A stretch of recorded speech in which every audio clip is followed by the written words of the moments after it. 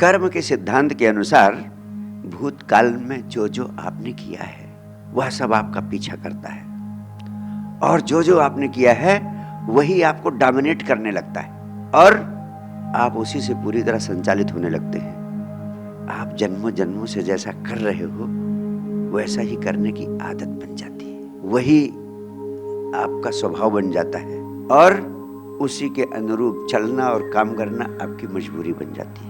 और वास्तव में आप व्यक्ति नहीं रह जाते, आप सिर्फ एक रोबोट हो जाते हैं, स्वचालित मशीन। जैसे आपकी तरह रोबोट हो, इस जन्म में जो जो कर रहे हो, जैसे कोई आदमी 20 साल तक लगातार गुस्सा करता रहे और प्रचंड गुस्से में जीवन जीता रहे, सवेरे सो के उठा उसको चप्पल नहीं मिली जहां उसे मिलनी चाहिए थी, अब सारे घर में वो उपद्रव पैदा कर देगा। और पूरे जीवन अगर ऐसे जीता रहा तो अगला जन्म में कर्म का सिद्धांत कहता है वो पीछा करेगा। निस्संदेह जो जीवन आप अब तक जिए हैं वो आगे के जीवन में आपका पीछा करेगा। जो बोएंगे बीज वही काटेंगे फसल। लेकिन एक बड़ी महत्वपूर्ण बात आपसे कहना चाहता हूं, जो अब तक कर लिया आपने उस पर तो आपका कोई अधिकार नहीं, लेकिन अब जो जीवन आपको मिला है आगे क्या करना है यह आपके अधिकार में है या नहीं है ना? जो आपको मिल गया है, आपको जो माँ बाप मिलने थे वो मिल गया, जो बाल बच्चे मिलने थे वो मिल गए, जैसा शरीर मिलना था वो शरीर मिल गया, उस पर तो आप जितना लंबा होना था उतने लंबे आप हैं, जितना छोटा होना था उतना छोटे हैं, जितना गोरा होना था उतने गोरे, ये तो आपको मिल गया। लेकिन अब जो मिल गया है उसके साथ आप कैसा व्यवहार करें, अब आगे का जीवन आपके हाथ में, और सिर्फ आप ही भाग्यशाली हैं कि आपके हाथ में है। ये मनुष्य ही एक प्राणी है जिसके हाथ में है कि वो अपने जीवन को वैसा जी सकता है जैसा वो चाहे। पशुओं की क्षमता नहीं है, पशु पशु के रूप में पैदा होता है, पशु के रूप में जीता है, और पशु के रूप में जीना उसकी मजबूरी है, और पशु के रूप में जीते जीते मर जाना उसकी मजबूरी है। आप जिस भी रूप में पैदा हुए हो, अस्तित्व ने आपको चेतना दी है, होश दिया है। ये चेतना बहुत महत्वपूर्ण आयाम है मनुष्य के। यह चेतना आपको विरासत में मिली है, आप भाग्यशाली हैं, ये किसी को नहीं मिली इस पृथ्वी पर, इस पूरे ब्रह्मांड में सिर्फ मनुष्य को मिली है चेतना, होश।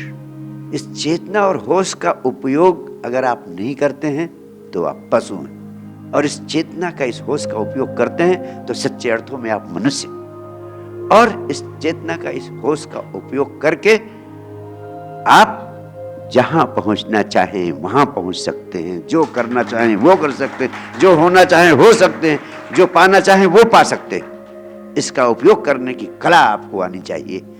अब आप कर्म सिद्धांत के विज्ञान से ऊपर उठने की क्षमता को प्राप्त कर चुके हैं। भाग्य तो सिर्फ पशुओं का होता है, मनुष्य का कोई भाग नहीं होता है। मनुष्य अपना भाग्य खुद लिखता है। You are the writer of your own fate, क्योंकि परमात्मा ने आपको चेतना दी है, होश दिया है। उस चेतना का, होश का उपयोग आप करें। तो मैंने कहा कर्म फल के सिद्धांत का सामान्य अर्थ इतना ही है, जो बोएंगे बीज वही काटेंगे फसल। अगर क्रोध करेंगे तो क्रोध का दुख, क्रोध से पैदा की हुई अग्नि, क्रोध से पैदा हुआ जार, उससे आपको गुजरना ही पड़ेगा। अगर प्रेम करेंगे तो प्रेम का रस, प्रेम का माधुर्य, प्रेम का आनंद वो आपको सराबोर करेगा ही करेगा। वो छाया की तरह अपने साथ रस को, आनंद को, माधुर्य को लाएगा। तो कर्म फल का सिद्धांत बिल्कुल वैज्ञानिक और सही सिद्धांत है, लेकिन इस सिद्धांत के साथ कुछ बातें गलत जुड़ गई। जैसे उन्होंने कहा कि कर्म इस जीवन में करोगे और फल अगले जन्म में मिलेगा, ये बात गलत जुड़ गई। वास्तव में आप देखते हैं तो कर्म करते समय उसी समय उसका फल मिल जाता है आपको।